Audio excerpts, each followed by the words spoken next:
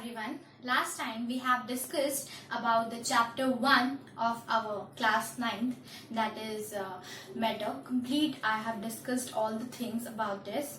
So today we gonna start a new chapter with the new tricks, with the new variations and with the new ideas.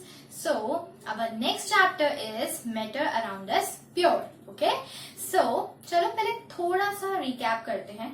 हमने क्या पढ़ा था chapter 1 के अंदर, solid, liquid and gases के बारे में. ठीक है, we have completed like lectures on evaporation, what is the evaporation and how the factors affecting it.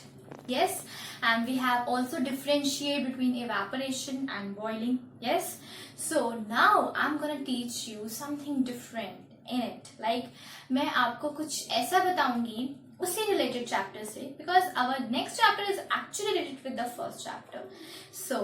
तो इस चैप्टर में हम क्या पढ़ने वाले हैं, क्या नया पढ़ने वाले हैं कि matter around us pure, that what is it mean, what I have already told you, whatever it is written, whatever the statement, whatever the chapter name, it just have sentences like कुछ ना कुछ उसी words के अंदर ही छुपा है कि आप क्या पढ़ने वाले हो. ओके, तो चलो कुछ नया सीखते हैं आज. ठीक है, ओके. तो हमारा चैप्टर बेस्ड है मैटर अराउंड अस प्योर. तो हम पहले समझेंगे कि इस चैप्टर का नाम मैटर अराउंड अस प्योर क्यों रखा है. इस ये पूछ रहा है क्या मैटर अराउंड अस प्योर होता भी है या नहीं होता. तो मेरे ख्याल से सबने पीरियोडिक टेबल तो देखी होगी और डर भी गए होंगे पीरियोडिक टेबल देख के, because there are so many elements. Okay, and all these elements they are actually pure. Yeah, they are actually pure. They are in our earth crust. Okay, तो वो हमारी earth crust के अंदर होते हैं in the different compositions. Are you getting my point? That these elements which you already read in the periodic table, which you see in the periodic tables, they are basically inside the earth crust. वो earth crust के अंदर होते हैं in the different composition. For example, अगर मैं बोलूं कि iron का ओर है, ठीक है, या फिर एल्यूमिनियम का है, एल्यूमिनियम का ओर का क्या मतलब होता है बेटा, कि वो किसी न किसी कॉम्पोजिशन में है, तभी मैं उसको ओर कह रही हूँ. ओर का क्या मतलब है कि उस एल्यूमिनियम के साथ आयरन भी हो सकता है, उस एल्यूमिनियम के साथ ऑक्सीजन भी हो सकता है.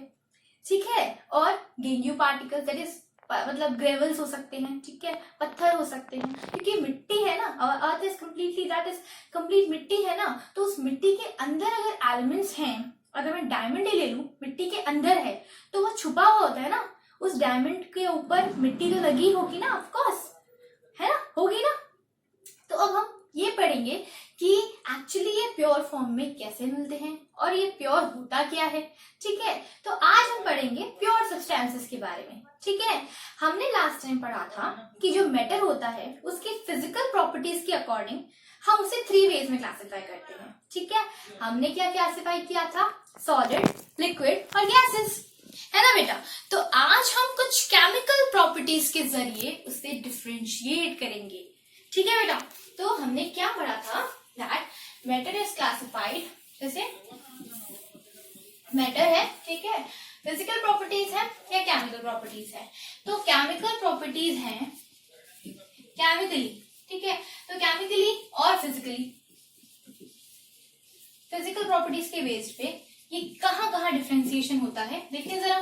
ठीक है, तो फिजिकल में हमने पढ़ा था सॉलिड, लिक्विड और गैस, है ना बेटा, सॉलिड, लिक्विड और गैस. ठीक है, हमने फिजिकली पढ़ा था कि ये 3 वेज में क्लासिफाई कर सकते हैं. ठीक है, सॉलिड में, लिक्विड में और गैस में. अब हम केमिकली पढ़ेंगे प्योर सब्सटेंसेस, प्योर सब्सटेंसेस.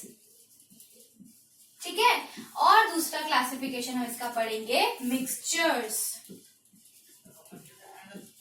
ठीक है बेटा, हम क्या पढ़ेंगे, प्योर सब्सटेंसेस पढ़ेंगे और मिक्सचर्स पढ़ेंगे. अब सोचने वाली बात है, प्योर सब्सटेंस का मतलब ही क्या है कि वो प्योर होना चाहिए, और इसका मतलब क्या है, हमारे एलिमेंट्स, है ना. जो एलिमेंट्स होते हैं जो किसी एक चीज से बने हुए हैं. ठीक है, अगर मैं एल्यूमिनियम को ले लूं तो एल्यूमिनियम जो है, अगर मैं उसके अगर कंप्लीट एक मॉलिक्यूल की बात करूं, ठीक है, एलिमेंट की बात करूं, तो उस एलिमेंट के अंदर उस एल्यूमिनियम के बहुत सारे एटम्स हैं, बहुत सारे एटम्स. ठीक है, there are so many atoms inside it. तो अगर उसके पास इतने सारे एटम्स हैं तो वो सारे तो सेम ही होंगे ना। अगर मैं बोल रही हूँ एल्यूमिनियम के बारे में तो एल्यूमिनियम के एटम्स ही है वो सारे, इसका मतलब वो एक प्योर सब्सटेंस है। प्योर सब्सटेंस का क्या मतलब है? That means it is basically made up of only one thing. Are you getting my point? तो प्योर सब्सटेंसेस थोड़ा सा क्लासिफाई हो जाते हैं फर्दर, इसमें एलिमेंट्स में और कंपाउंड्स में। किसमें बेटा? एलिमेंट्स में और कंपाउंड्स में। ठीक है, अब देखो एलिमेंट्स तो मैंने बोला जो नॉर्मली अर्थ क्रस्ट में मिल रहा है, एल्यूमिनियम ले लो या आयरन ले लो, ठीक है, नॉर्मली जो मिल रहा है हमें डायरेक्ट, ठीक है, एल्यूमिनियम हो गया, आयरन हो गया, जिंक हो गया, ठीक है, कार्बन हो गया, है ना। तो ये सारे जो है ना हमें ऑलरेडी मिल रहे हैं प्योर फॉर्म में, जो आप पीरियोडिक टेबल में पढ़ते हो, आप इसे प्योरीफाई करते हो बेसिकली। क्यों? क्योंकि इसके अंदर बहुत सारे पत्थर वगैरह भी होते हैं, बहुत सारे एलिमेंट्स कंबाइंड भी होते हैं, तो हमें उन्हें सेपरेट आउट करना होता है। तो अगर मैं सिंगल एलिमेंट की बात कर रही हूँ ना, that means it is constituted of different type of atom of same element. मतलब अगर मैं एल्यूमिनियम की बात कर रही हूँ तो उसके अंदर एल्यूमिनियम के ही एटम्स होंगे और किसी के एटम्स नहीं होंगे। इसका मतलब है वो एक एलिमेंट है। बात समझ में आई? उस एलिमेंट के अंदर बहुत सारे एटम्स हैं, क्योंकि एटम्स तो स्मॉलेस्ट क्वांटिटी होती है। सबसे छोटी चीज क्या है? अगर मैं केमिस्ट्री में बोलूं तो वो एटम है, उससे भी छोटे होते हैं इलेक्ट्रॉन्स, न्यूट्रॉन्स, प्रोटॉन्स, लेकिन अभी हम उनकी बात नहीं करेंगे, अभी हम अपने एटम्स तक रखेंगे। ठीक है, अब क्या है दूसरा? कंपाउंड्स। अगर कंपाउंड्स का नाम लूं ना मैं, तो अगर मैं बोलूं ग्रेफाइट हो गया, डायमंड हो गया, है ना। अगर मैं डायमंड की बात करूं ना, तो डायमंड जो होता है ना कंप्लीट कार्बन का बना होता है, वो कंप्लीट कार्बन का। समझ में आ रही है मेरी बात? उसके अंदर बहुत सारे कार्बन एंटिटीज होती हैं, कार्बन की एलिमेंट्स कंबाइंड होकर डायमंड को बनाते हैं, क्रॉस लिंक्ड स्ट्रक्चर होता है उसका। ठीक है, तो वो जो कंप्लीट बना रहा है, when two or more than two elements they combine together, that means they are the formation of a compound. Are you getting my point? जब एलिमेंट्स कंबाइन होते हैं, ठीक है, मैं दो से ज्यादा एलिमेंट ले रही हूँ, लेकिन मैं प्योर लूंगी, ठीक है, मैं उनको कंबाइन करूंगी तो मुझे क्या मिलेगा? मुझे मिलेगा एक प्योर कंपाउंड। ठीक है, प्योर अगर एलिमेंट की बात कर रहे हो तो सिंगल एंटिटी की बात कर रहे हो, लेकिन अगर कंपाउंड की बात कर रहे हो, इसका मतलब क्या है? आप डिफरेंट एलिमेंट्स को मिला रहे हो और आप कुछ नया बना रहे हो। ठीक है, तो इसका बेसिक एग्जांपल जो है वो है डायमंड। ठीक है, कंपाउंड्स क्या हो गए? टू और मोर एलिमेंट्स कंबाइंड टुगेदर। ठीक है, इन अ फिक्स्ड रेशियो। अगर वो फिक्स्ड रेशियो में कंबाइन हो रहे हैं तो मैं उन्हें प्योर कंपाउंड कहूंगी। ठीक है, तो इसका एग्जांपल क्या है? ग्रेफाइट या डायमंड। डायमंड बेस्ट है, डायमंड ले लो, डायमंड बेस्ट एग्जांपल है, पेपर में पूछा भी जाता है डायमंड। ठीक है बेटा, तो कंपाउंड्स क्या हुए? प्योर कंपाउंड्स जो टू और मोर एलिमेंट से मिलकर बने हुए हैं। ठीक है, अगर मैं कार्बन डाइऑक्साइड बोलूं, ठीक है, तो ये भी एक प्योर कंपाउंड है। कैसे एक प्योर कंपाउंड है? क्योंकि इसमें कार्बन और ऑक्सीजन दोनों की रेशियो देखो आप। जैसे थोड़ा सा इरेज कर दूं बेटा, चलो देखो यहाँ पे देखो ध्यान से। अगर मैं कार्बन और ऑक्सीजन को ऐड करती हूँ, ठीक है, मुझे मिलती है कार्बन डाइऑक्साइड। ठीक है, तो कार्बन का नॉर्मली मोलर मास क्या होता है? वो होता है 12। ठीक है, नॉर्मल मोलर मास बता रही हूँ, जब आप फर्दर क्लासेस में पढ़ोगे समझो इसका मास है, ठीक है, वो 12 ग्राम होता है। ठीक है, अब ऑक्सीजन के दो एंटिटी हैं, या फिर एक और हिंट देती हूँ मैं आपको, मैं इसके ले रही हूँ 1 मोल। ठीक है, मैंने इसके 1 मोल लिए। ठीक है, अब यहाँ पे ऑक्सीजन कितना है? 2 है। ऑक्सीजन कितने हैं? 2 है। ठीक है, अब यहाँ पे देखो कार्बन 1 ऑक्सीजन 2। कोई फर्क आ रहा है? कोई फर्क आया है यहाँ पे कहीं से भी? और थोड़ा बैलेंस करते हैं इसको, और थोड़ा बैलेंस करते हैं। ठीक है, देखो कार्बन यहाँ पे 1 है, कार्बन यहाँ पे 1 है, ऑक्सीजन यहाँ पे 2 है, ऑक्सीजन यहाँ पे 2 है। बैलेंसिंग की कोई जरूरत है? नहीं है। लेकिन अगर मैं लूं कार्बन प्लस ऑक्सीजन गैस, जैसे कार्बन मोनोऑक्साइड, ठीक है, तो ऑक्सीजन O2 की फॉर्म में होता है, है ना, O2 की फॉर्म में होता है। तो अगर मुझे इसे बैलेंस करना है, बैलेंस करने का क्या मतलब होता है बेटा, कि मेरे पास रिएक्टेंट में और प्रोडक्ट में सेम एटम्स होने चाहिए। सेम एटम्स का मतलब उसके आगे जो स्टोइचियोमेट्री होनी चाहिए, मतलब कार्बन अगर एक है तो कार्बन यहाँ पे एक होना चाहिए, ऑक्सीजन अगर यहाँ पे 2 है तो यहाँ पे भी ऑक्सीजन 2 ही होने चाहिए। इसी को बैलेंसिंग कहते हैं, ठीक है। तो चलो आप ज्यादा डीप में मत जाओ, बैलेंसिंग के पीछे मत जाओ, सिंपल सी बात समझो। सिंपल सा लॉजिक क्या है कि कंपाउंड्स क्या होंगे, प्योर कंपाउंड्स क्या होंगे, कि जहां पे 2 और more than 2 elements they combine together and they are forming a compound, ठीक है, इन अ फिक्स्ड रेशियो। ठीक है, अगर मैं एग्जांपल लूं, जैसे अगर मैंने एग्जांपल लिया एसीटोन का एग्जाम्पल ले लूं, ठीक है, या फिर नेल रिमूवर होता है ना एसीटोन वगैरह, ठीक है, या फिर मैं अगर एग्जाम्पल लूं एसिटिक एसिड का, घर पे आप सोडा खाते हो ना, हर चीज में डलता है फ्लफी बनाने के लिए चीजों को, है ना। तो वो जो सारी चीजें आती हैं उनके अंदर ना जो एलिमेंट्स होते हैं ना, जितने भी एलिमेंट्स होते हैं वो फिक्स्ड रेशियो में होते हैं। समझ में आ रहा है? जैसे अगर मैं लूं एसिटिक एसिड CH3COOH, ये होता है एसिटिक एसिड, ठीक है बेटा, ये क्या होता है, एसिटिक एसिड, और इसे हम विनेगर भी कहते हैं, ठीक है। अब ये देखो एसिटिक एसिड है तो मैं इसको क्या लिख सकती हूँ, यहाँ पे कार्बन कितने हैं 2, हाइड्रोजन कितने हैं 4, ठीक है, ऑक्सीजन कितने हैं 2। अब ये जो रेशियो है ध्यान से देखो, कार्बन 2:4:2, ये जो रेशियो होनी चाहिए ना बेटा, ये जो रेशियो होनी चाहिए, ध्यान से देखो, ये रेशियो जो कार्बन हाइड्रोजन और ऑक्सीजन की रेशियो होनी चाहिए, चाहे मैं विनेगर चाहे मैं एसिटिक एसिड कहीं से भी लाऊं, कहीं से भी, मतलब क्या है मेरा, अगर मैं किसी लेबोरेटरी से उठा रही हूँ, कहीं मैं शॉपकीपर से ला रही हूँ, किसी शॉप से ला रही हूँ, या मैं मॉल से ला रही हूँ, ठीक है, उसके कार्बन हाइड्रोजन और ऑक्सीजन के रेशियो में कोई फर्क नहीं आना चाहिए। बात समझ में आ रही है? इसी का मतलब तो हुआ वो प्योर कंपाउंड है। Okay, are you getting my point बेटा? प्योर कंपाउंड का मतलब यही है कि उसमें जितने भी एलिमेंट्स इन्वॉल्व हो रहे हैं उनका रेशियो फिक्स होना चाहिए। दे डू नॉट डिफर, कि आप अगर मार्केट से ला रहे हो या आप घर पे बना रहे हो या आप लेबोरेटरी से ला रहे हो तो उसमें कोई फर्क नहीं आता। अगर आपने ऐसा नहीं किया तो कभी भी विनेगर बनेगा ही नहीं, कभी भी एसिटिक एसिड बनेगा ही नहीं। बात समझ में आ रही है? जैसे अगर चाय बनानी होती है, नॉर्मल एग्जांपल लेते हैं, चाय बनानी है आपको, ठीक है, तो उसके अंदर एक परफेक्शन होना चाहिए। जैसे अगर आप जितना दूध ले रहे हो उतना ही आप उसमें चाय पत्ती उसके अकॉर्डिंग और उसी के अकॉर्डिंग चीनी डालते हो। अगर मैंने 1 कप दूध लिया, उसमें 1 चम्मच शक्कर डाली, 1 चम्मच मैंने उसके अंदर शुगर डाली, अगर मैं शुगर को बढ़ा दूं तो वो चाय वेस्ट हो गई, क्योंकि वो उससे कोई नहीं पिएगा।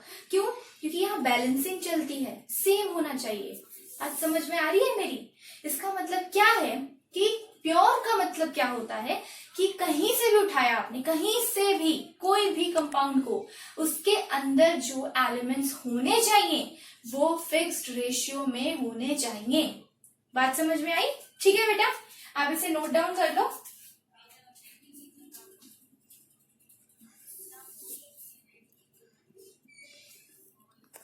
चलो आगे पढ़ते हैं।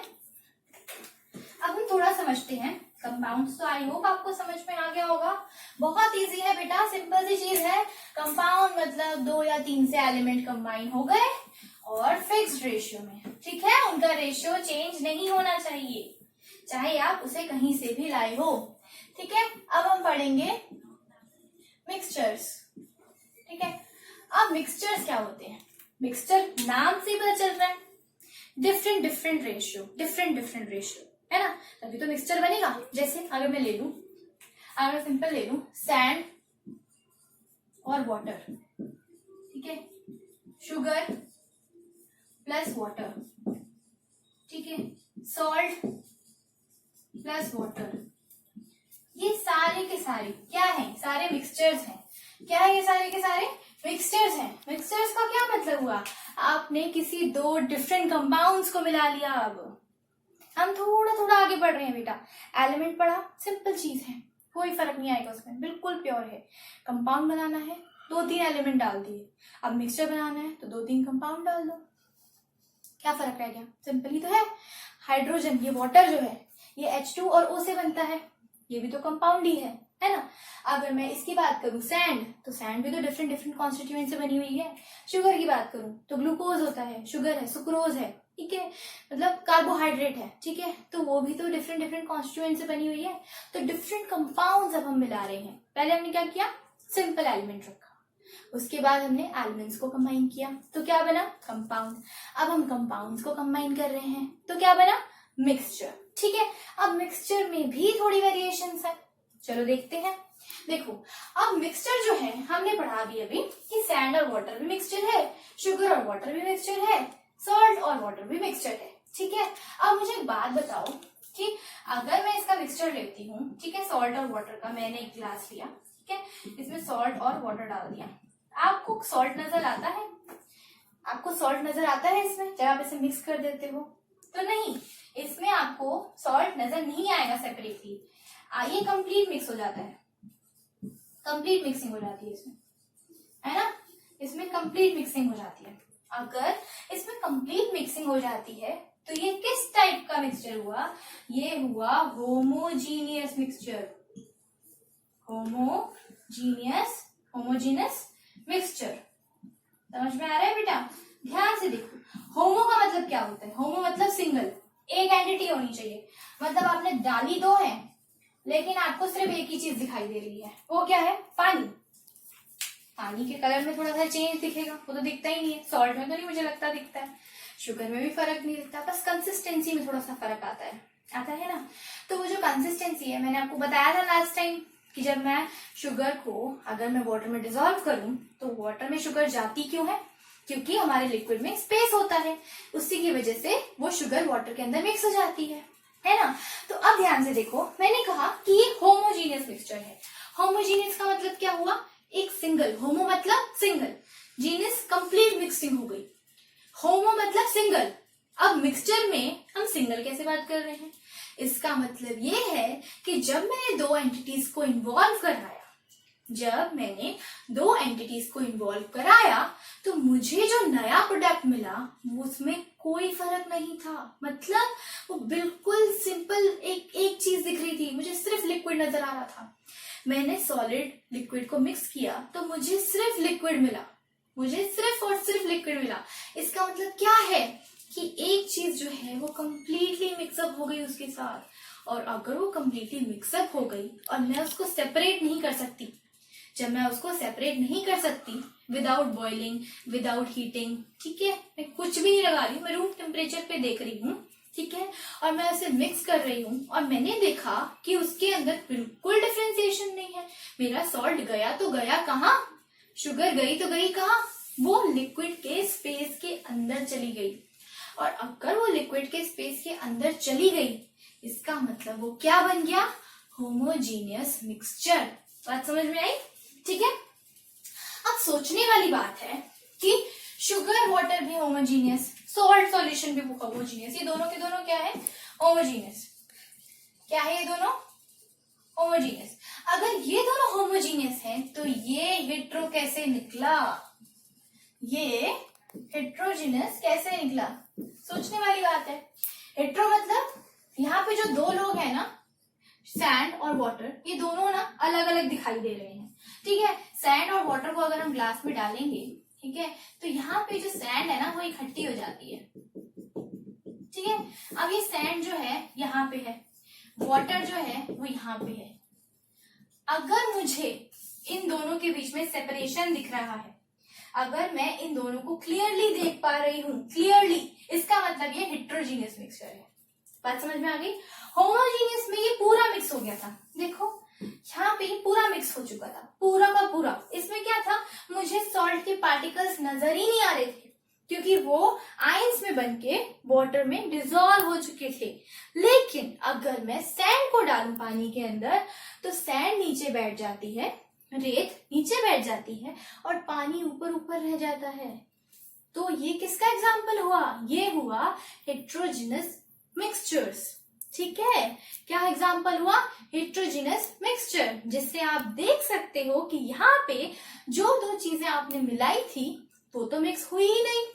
अब जो चीज मिक्स ही नहीं हुई तो वो कैसा एग्जाम्पल है, heterogeneous mixtures. You getting my point? Simple सी चीज है बेटा. होमो मतलब सिंगल एंटिटी. आपने जब किसी दो चीजों को इन्वॉल्व किया, जब आपने मिक्स किया, तो वहां पे आपको सिर्फ एक ही चीज नजर आई, सिर्फ एक ही चीज. ठीक है. लेकिन जब हमने दो डिफरेंट एलिमेंट्स को, दो डिफरेंट कंपाउंड्स को मिलाया, तो वो जो नई चीज बनी उसमें कोई डिफरेंस नहीं था. वो जो पहले थी वही बाद में थी. मिक्सचर बना ही नहीं. अगर वो मिक्सचर बना ही नहीं, लेकिन आपने मिक्सिंग तो करी ना, आपने मिक्स करने की कोशिश तो करी उसे. मिक्सचर बना नहीं वो अलग बात है, लेकिन आपने मिक्स तो किया ना उसे. तो यहाँ पे ही क्लासिफिकेशन निकलती है मिक्सचर की, एक होमो और एक hetero. Homo means uniform through out the solution. It is uniform. ठीक है. यूनिफॉर्म का मतलब कंप्लीट डिसॉल्व हो चुका है. लेकिन हेट्रोजीनियस का मतलब बिल्कुल डिसॉल्व नहीं हुआ, वो अलग बैठा है, दूसरा कंपाउंड अलग बैठा है. ठीक है. तो चलो थोड़ा और समझते हैं इसे. समझ में आया बेटा मिक्सचर्स के बारे में? ठीक है. तो चलो सिंपल आपका जो चैप्टर है आगे प्रोसीड करते हुए हम देखते हैं कि सॉल्यूशन क्या होता है. वैसे होमोजीनियस और हेट्रोजीनियस में ना बेटा डिफरेंस आता है. 2 पॉइंट्स ही लिखने होते हैं, होमोजीनियस और हेट्रोजीनियस. इसमें क्या होता है? कॉम्पोजिशन इज यूनिफॉर्म, और यहां पे कॉम्पोजिशन इज नॉन यूनिफॉर्म, मतलब वो मिक्स नहीं हुए. ठीक है. एक point. Second point salt plus water. ठीक है. इसका second point sand plus water. ठीक है बेटा, समझ में आया? आप इसे नोट डाउन कर लो. आगे प्रोसीड करते हैं.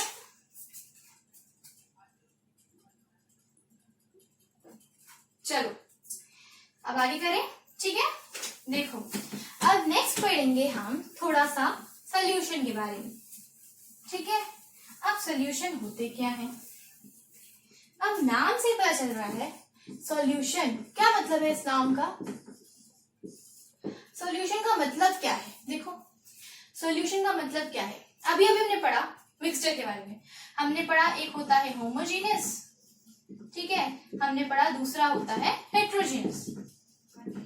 ठीक है. अब आप इसमें से किसी एक को सॉल्यूशन का नाम दे सकते हो.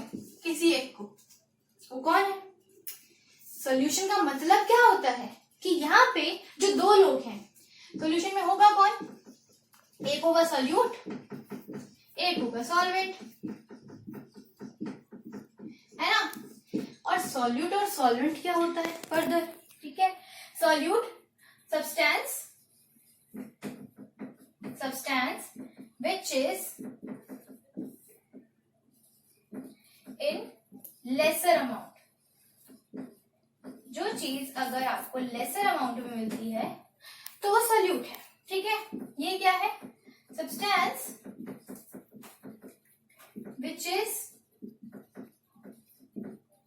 which is more in amount. आप जिसका अमाउंट ज्यादा ले रहे हो, which is greater in amount. ठीक है ना. ग्रेटर. ठीक है. अब ये तो बात हो गई सॉल्यूट और सॉल्वेंट की. ठीक है. अब हमने पढ़ा सॉल्ट सोल्यूशन होता है. Salt solution. अब सोचने वाली बात ये है कि सॉल्ट के सोल्यूशन को, सॉल्ट और पानी के मिक्सचर को हम सॉल्ट सोल्यूशन क्यों कहते हैं? इसी नाम में ही आपका आंसर छुपा है. अभी हमने पढ़ा कि होमोजीनियस जो मिक्सचर्स होते हैं उसमें सबसे बेस्ट एग्जांपल क्या है? सॉल्ट सोल्यूशन का. Homogeneous mixtures which can not be differentiated with your naked eyes. मतलब आप उन्हें नॉर्मल अपनी आईज से नहीं देख सकते कि वहां पे दो डिफरेंट चीजें मिलाई गई थी. देयर इज अनदर पॉइंट, ठीक है। जब आप डिफरेंसेस लिख देते हैं तो उसमें एक और पॉइंट ये ऐड कर देना, that the homogeneous mixtures, the compound which are present in that mixture cannot be seen by the naked eyes. Are you getting my point? तो हमने पढ़ा कि जो सॉल्ट सोल्यूशन होता है वो एक होमोजीनियस मिक्सचर है, तो हमारा सॉल्यूशन हुआ क्या? It is a homogeneous mixture, ठीक है। तो सबसे पहला पॉइंट क्या हुआ? सबसे पहला पॉइंट क्या हुआ इसके अंदर? That solution is a homogeneous mixture. It is a homogeneous mixture. ठीक है, आई होप आपको फर्स्ट पॉइंट क्लियर हो गया होगा, बहुत इजी था, ठीक है। अभी हमने जो पढ़ा उसी से बताया मैंने आपको। अब फर्स्ट पॉइंट तो ये होगा कि ये एक होमोजीनियस मिक्सचर है, ठीक है, सॉल्यूशन है, ठीक है। सेकेंड पॉइंट, इसके अंदर सॉल्यूट होता है और सॉल्वेंट होता है। Solute substance which is in lesser amount, solvent a substance which is in greater amount, okay. तो ग्रेटर अमाउंट में है, एक लेसर अमाउंट में है। अब हमने दूसरी चीज पढ़ी that it is a homogeneous mixture, है ना। नेक्स्ट चीज हमने क्या पढ़ी? That it is a homogeneous mixture. And अब थर्ड चीज क्या होगी? मैंने आपको बताया कि होमोजीनियस मिक्सचर में सॉल्ट सॉल्यूशन के एग्जांपल में हम सॉल्ट के जो पार्टिकल्स हैं, जो पानी के अंदर कंप्लीट मिक्सअप हो चुके हैं, हम उसके पार्टिकल्स को नेकेड आई से नहीं देख सकते, है ना बेटा, नहीं देख सकते। तो थर्ड पॉइंट क्या हुआ? That the particles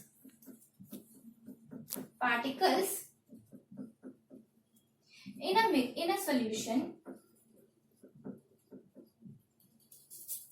cannot be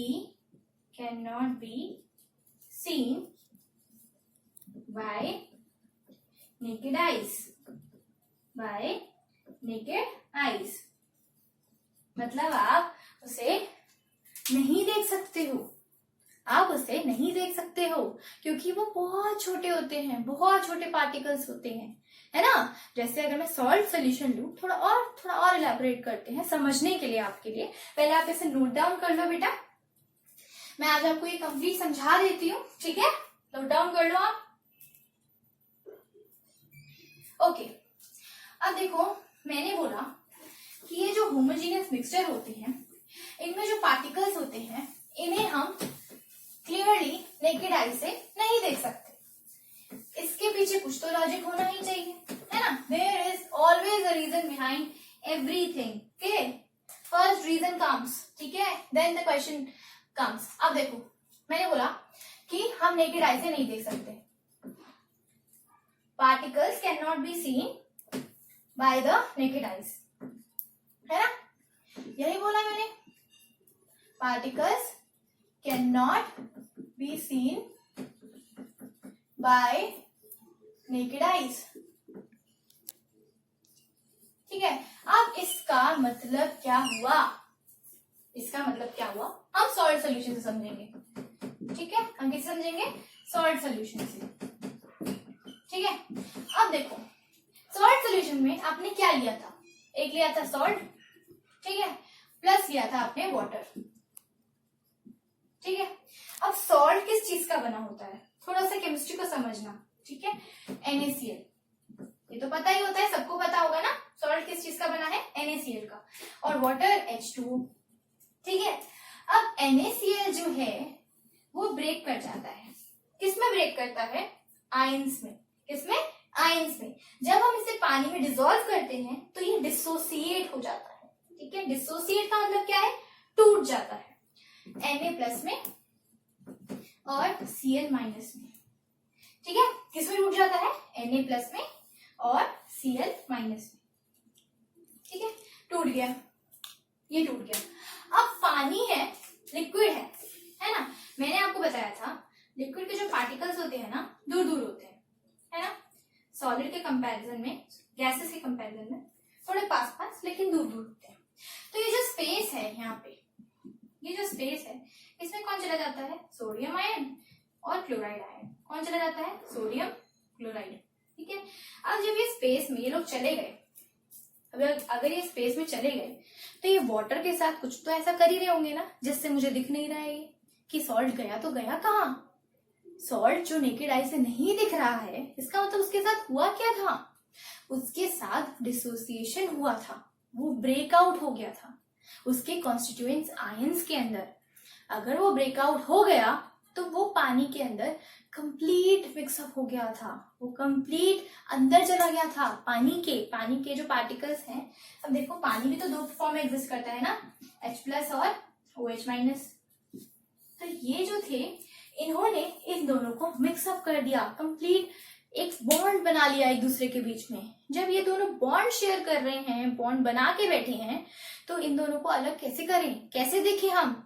तो इसीलिए हम इनको नेकेड आई से नहीं देख पाते। क्यों? क्योंकि ये कॉन्स्टिट्यूएंट्स आयन में चेंज हो जाते हैं।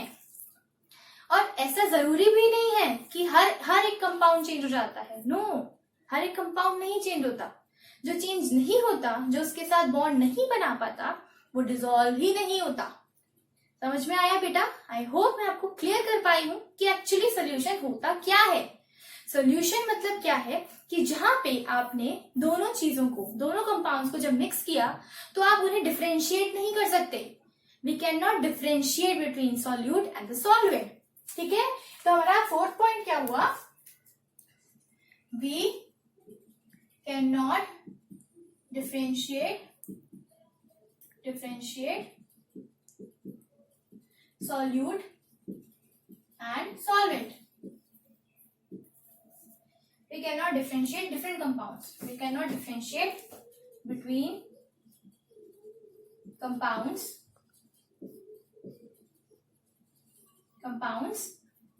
that are mixed together. जो मिक्स हो रहे हैं, जिसका मिक्सचर बन रहा है, तो हम उनमें डिफरेंशिएशन नहीं कर सकते। ठीक है, अगर हम उनमें डिफरेंशिएशन ही नहीं कर सकते तो हम उसे क्या कहेंगे? हम कहेंगे उसे सॉल्यूशन। क्या कहेंगे बेटा हम उसे? हम कहेंगे उसे सॉल्यूशन। ठीक है, तो आपको ये पॉइंट समझ में आए होंगे। कोशिश तो मेरी पूरी रही है कि मैं आपको समझा पाऊं अच्छे तरीके से। अगर किसी को कोई भी डाउट है तो late me no in the comment section.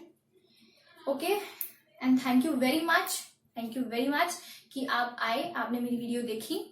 और आपको अगर लगे कि मुझ में थोड़ी कमी है तो then please let me know कि मैं अपने आप में बहुत इंप्रूवमेंट कर पाऊं आपके लिए। Okay, thank you so much. Please like, share, subscribe my channel and press on the bell icon for more videos and updates. Thank you. Hi everyone.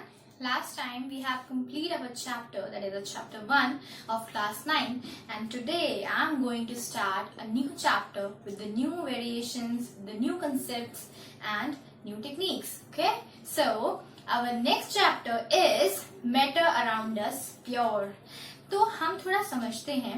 मैंने आपको लास्ट वीडियो